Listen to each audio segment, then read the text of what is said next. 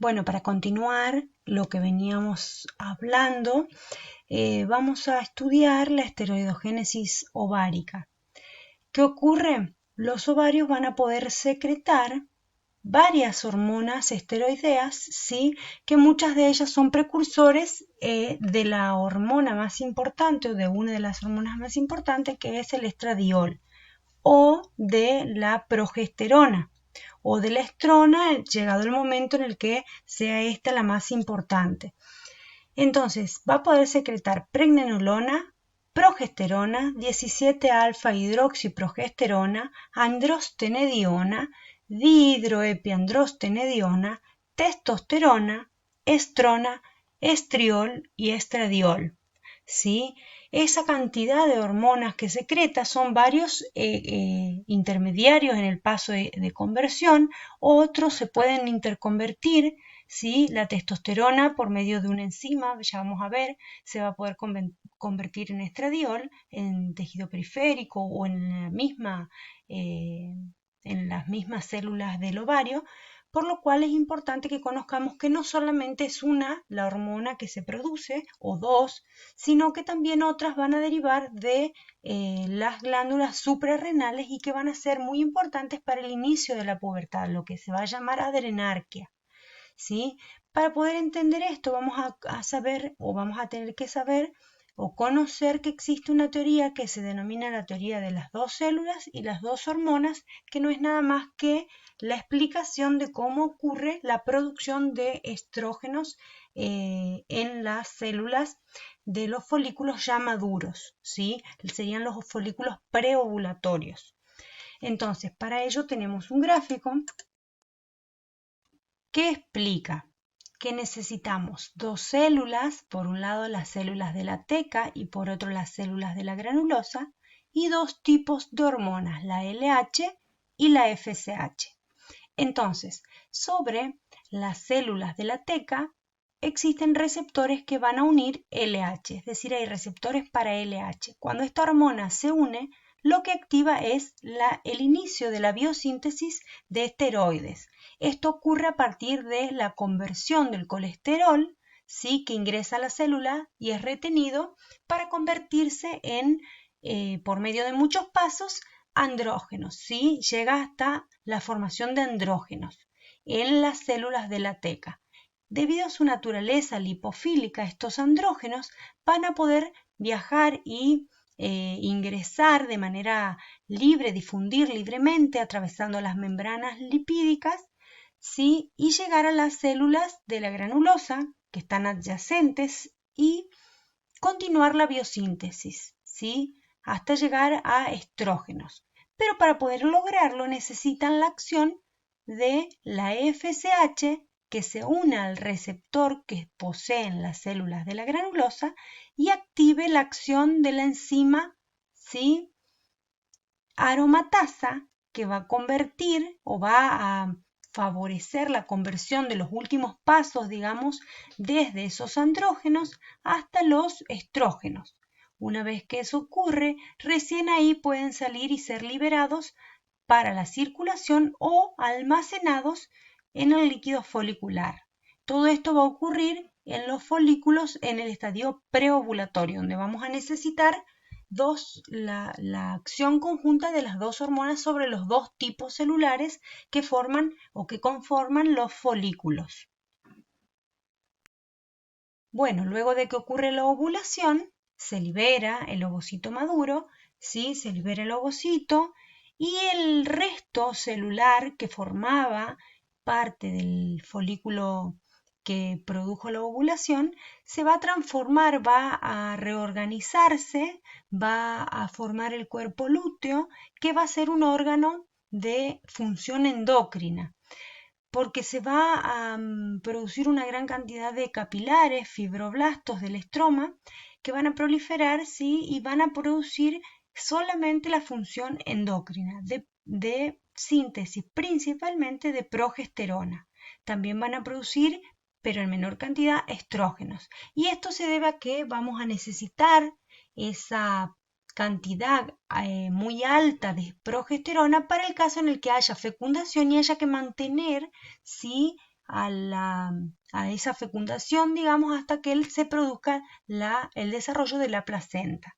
Entonces, las células de la granulosa se van a reordenar y se van a pasar a llamar células de la granulosa luteínica, van a ser de gran tamaño, al igual que las células de la teca, que se van a llamar células de la teca luteínica, pero van a ser de pequeño tamaño, ¿sí? Y como dijimos, van a producir principalmente progesterona y van a estar estimuladas por LH o HCG. Recuerdan que hoy habíamos visto que el receptor era el mismo receptor y podía ser estimulado por LH o por HCG. Es decir, que es la que nos va a permitir también que perdure la producción de progesterona luego de que haya un embarazo y se comienza a secretar HCG. Lo vamos a ver después al momento del estudio del embarazo.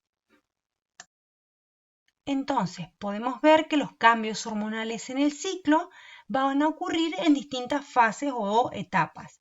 Tenemos la fase preovulatoria o folicular, ¿sí? En la que va a haber mayor secreción de estradiol, ¿sí? Principalmente por el folículo dominante, y que esto va a conducir a la ovulación. ¿Sí? Luego de la ovulación llegamos a la fase posovulatoria, donde va a predominar la acción endocrina, ¿sí? Del cuerpo lúteo, que va a producir principalmente progesterona. Y esa va a ser la segunda mitad o los primeros días de la segunda parte del ciclo. ¿Sí? Va a ser la segunda fase. Y por último, entre los 7 u 8 días después de la ovulación, la secreción de progesterona y estradiol comienzan a descender progresivamente para llegar a la última etapa de ese ciclo, que nos conduce al evento que se llama menstruación, o a la fase que se llama menstruación, que va a estar representada, ahora vamos a ver, por cambios a nivel del endometrio. Lo que ocurre en la menstruación, vamos a necesitar saber los efectos de los esteroides ováricos en el endometrio. Por un lado, los estrógenos van a producir engrosamiento del endometrio, es decir, van a hacer que se produzca mucho endometrio, y eso lo logran debido a la estimulación de la actividad mitótica y la síntesis del ADN, ¿sí? Para producir mayor cantidad de células, ¿sí? Para que haya una proliferación y un crecimiento en tamaño, ¿sí? De las capas del endometrio. Y luego en la segunda fase, donde predominan la progesterona, los progestágenos, ya va a haber una diferenciación del endometrio que se prepare para la implantación del embrión.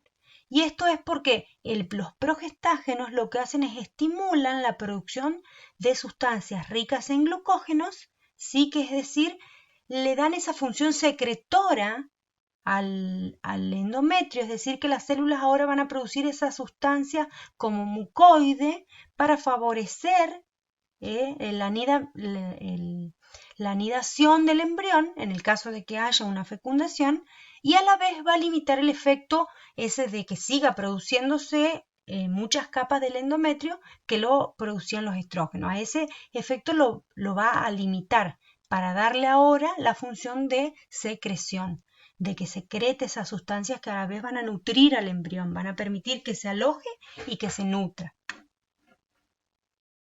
Entonces, para comprender la menstruación, vamos a comentar que en ausencia de embarazo va a haber cambios a nivel de ese endometrio que van a estar dados por alteraciones vasomotoras, es decir, vasoespasmos, cambios en la contracción y dilatación, ¿sí? De los vasos que forman ese endometrio, y que eso se va a asociar se va a deber a una disminución muy pronunciada de la cantidad de estrógenos y de progesterona.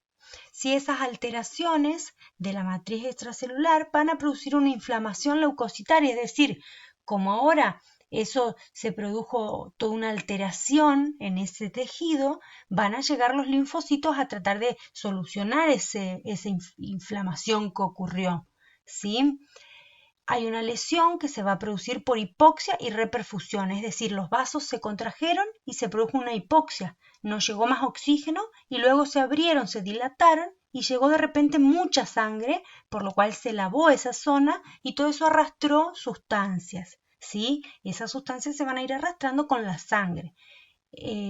Esa lesión que se llama por hipoxia y reperfusión va a llevar a la descamación de esa capa del endometrio, que es la más superficial, que se llama capa funcional, que es la que en cada ciclo se pierde como menstruación. Eso se va a llamar flujo menstrual y va a estar formado por fragmentos descamados del endometrio que comentábamos recién, mezclados con sangre, licuados, porque va a haber mucha actividad fibrinolítica, que van a ser enzimas que se van a encargar de que se degrade toda esa sustancia y todos esos restos celulares, ¿sí? Para que eso caiga como menstruación y no produzca alteraciones, inflamaciones y enfermedades. Entonces, podemos ver acá lo que pasa durante el ciclo, que se va a llamar ciclo uterino, porque van a ser los cambios que van a ocurrir en el útero, a nivel del útero, ¿sí? Del endometrio, que ya vamos a ver en el siguiente gráfico, que van a estar en relación a lo que pasa a nivel hormonal, es decir, en el ciclo endocrino, y en el ciclo ovárico a nivel folicular. Entonces, en la primera mitad, luego de la menstruación, que es la descamación, en la primera mitad donde van a predominar los estrógenos, ¿sí? Vamos a tener el crecimiento. Va a haber una ovulación. En el caso de que haya fecundación, esto va a permanecer, y en el caso de que no haya, se va a comenzar a degradar al finalizar, cuando haya una caída de estrógenos y progestágenos, va a comenzar a eliminarse nuevamente con otro periodo menstrual. Finalmente, con este gráfico podemos ver cómo se relacionan las variaciones a lo largo del ciclo de las distintas hormonas y que coinciden con las distintas fases del ciclo ovárico y del ciclo endometrial. Es decir, cuando el ciclo ovárico está en la primer mitad, que corresponde a la maduración de los folículos, se llama fase folicular, ¿sí? Porque es la maduración que estaba comandada por FSH y principalmente estradiol. Y a nivel del endometrio estamos en la fase, los primeros días de menstruación, y después en la fase proliferativa, porque va a ser el momento en el que, debido a esos estrógenos, va a haber mayor proliferación del endometrio.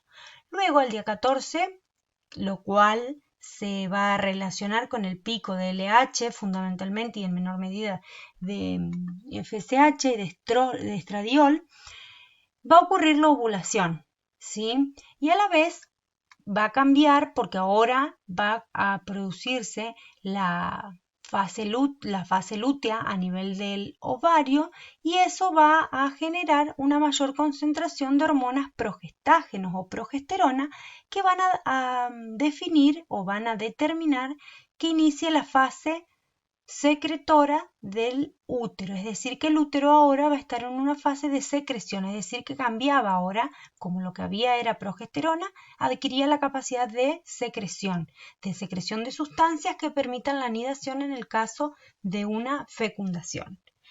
¿Sí? Entonces tenemos fase lútea, que coincide con fase secretora a nivel uterino y con predominio de progesterona. Luego, esto, al no haber un embarazo, decaen los niveles de estrógeno y de progesterona, lo que determina la caída brusca de esas hormonas, determina el inicio de una nueva menstruación, ¿sí? Y pérdida por descamación de la capa funcional del endometrio, ¿sí? Bueno, hasta acá estaríamos completando el eje o la funcionalidad del eje reproductor femenino.